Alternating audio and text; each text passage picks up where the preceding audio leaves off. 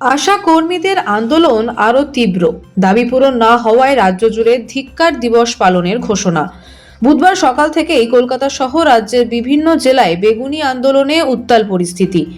স্বাস্থ্য ভবন অভিযানে অংশ নিতে জেলা থেকে আসা আশা কর্মীদের আটকাতে হাওড়া স্টেশন সহ একাধিক এলাকায় মোতায়েন করা হয় পুলিশ। আন্দোলনকারীদের অভিযোগ, কোথাও কোথাও ধরপাকড়াও করা হয়েছে। আশাকর্মীদের স্পষ্ট বার্তা, আজ রাস্তায় রাত কাটানো না হলেও আন্দোলন এখানেই থামছে না। বৃহস্পতিবার রাজ্য জুড়ে ধিক্কার দিবস পালনের ডাক দেওয়া হয়েছে। পাশাপাশি দাবি পূরণ না হওয়া পর্যন্ত কর্মবিরতি জারি থাকবে বলেও হুঁশিয়ারি দিয়েছেন তারা। এই আন্দোলনের বয়স পেরিয়েছে 29 দিন। বুধবার স্বাস্থ্য ভবনে আশাকর্মীদের 15 জনের প্রতিনিধি দলের সঙ্গে বৈঠক হলেও কোনো স্থায়ী সমাধান সূত্র মেলেনি বলে অভিযোগ। আন্দোলনকারীদের দাবি শুধু আশ্বাস দেওয়া হয়েছে, বাস্তবে বকেয়া মেটানোর কোনো নির্দিষ্ট ঘোষণা আসেনি।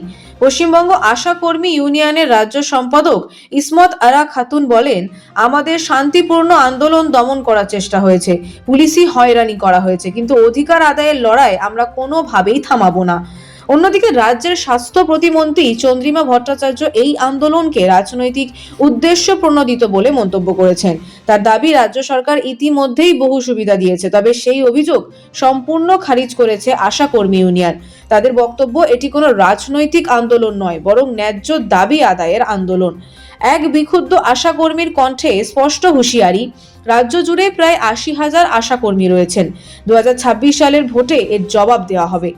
আন্দোলনের আগামী কর্মসূচি ঘিরে রাজ্য জুড়ে পরিস্থিতির ওপর নজর রাখছে প্রশাসন।